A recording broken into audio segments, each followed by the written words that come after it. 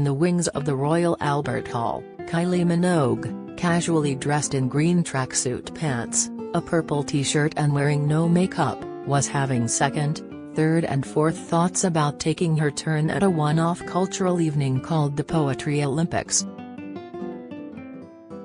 On stage, a white-haired old man with a long beard was reading verse in Braille. Kylie turned to the singer-songwriter Nick Cave, her creative Svengali, and whispered, "Nick, God's on stage, how can we follow that?" Eventually, it was her turn, and Cave literally had to push her on.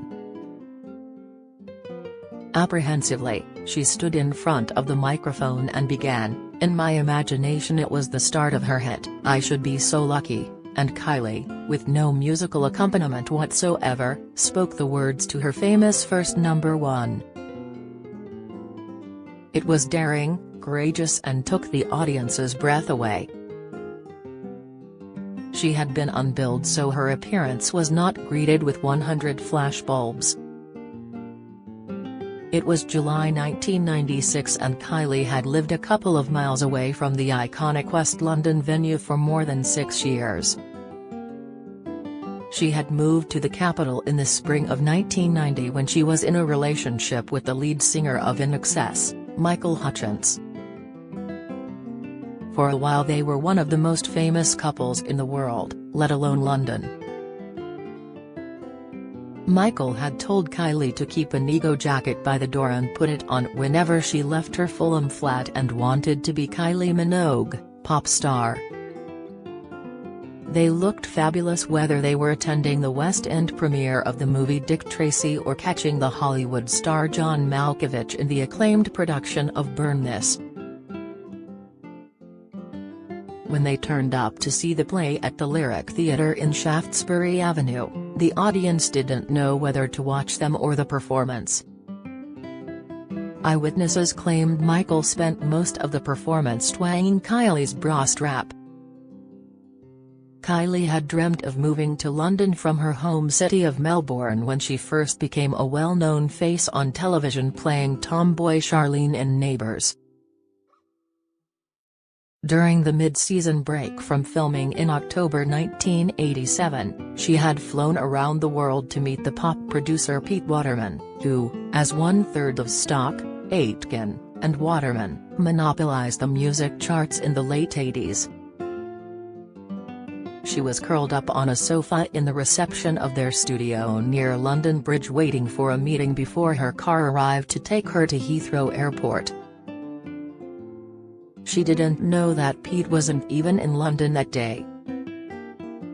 He was not one of the 15 million viewers who watched the soap, had forgotten all about Kylie and was relaxing at his Merseyside home. Mike Stock rang Waterman to ask if a small Lantipedian called Kylie Minogue rang any bells. "She's in town," said Waterman, helpfully, only to be told she was actually sat in his reception waiting to record something. Waterman replied, "She should be so lucky," a story that became part of the Kylie legend, especially as they wrote her first UK hit by fax in half an hour before ushering her into the studio to record a vocal there and then. This ramshackle occasion was not the first time that Kylie had been to the UK. She had first made the trip in 1980, aged 12, with her parents and younger siblings, Brendan and Danny, who would later find fame herself and become a regular in Britain, to see the sights of London and to visit family in Wales. One of the lesser-known facts about Kylie is that she is half Welsh. Her mother Carol Ann Jones is from the former coal mining town of Maesteg, nestled in the valleys between Swansea and Bridgend. She had emigrated to Australia to start a new life with her mum and dad when she was 10. Even when she was one of the most famous women in the world, Kylie would slip down the motorway to visit her Welsh cousins or her great-uncle, Dennis Riddiford, a retired carpenter in Maesteg. He died in 2010 and had always been discreet about his famous relation, mainly to stop kids singing "I Should Be So Lucky" outside his front gate. Kylie is one of those stars who barely looks recognizable when she is not dressed to kill as a show-stopping celebrity. That was one of the reasons she loved London so much, even after her devastating break from Hutchins after fewer than 2 years together. If she had put on her ego jacket, then she was likely to be seen conducting official interviews at Soho House or dancing at a gay club where she was treated reverentially as one of the great icons of the age. It didn't always work for her. On one occasion she went with Waterman to Peter Stringfellow's now defunct Hippodrome nightclub off Leicester Square. It turned out to be an unhappy night when a drunken group of girls started calling her names and jostling her. One allegedly spat on her as she sat down. Without saying a word, Kylie calmly got up and was ushered out. She learned a valuable lesson that night: nobody cool ever went to the Hippodrome. Mostly she preferred to hang out locally at the Chelsea Farmers Market or the Portobello Café, the coffee house in Notting Hill that Nick Cave owned in partnership with Hutchins. Occasionally, a paparazzo might intrude into this private world. On one occasion she was ambushed outside her home, leaving one morning with a handsome dancer. An article duly appeared in the papers that offered a rare glimpse of someone who suffered from spots and could not be bothered to do her hair when she was going out for the first coffee of the day. But why on earth should she be Kylie Minogue 24 hours a day? She was in London in 1997 when she received the awful early morning phone call that Michael Hutchins had been found dead in a Sydney hotel room. Her creative director William Baker, who she had met when he worked in designer Vivienne Westwood's Chelsea store, said, Kylie felt her world had crumbled under her feet.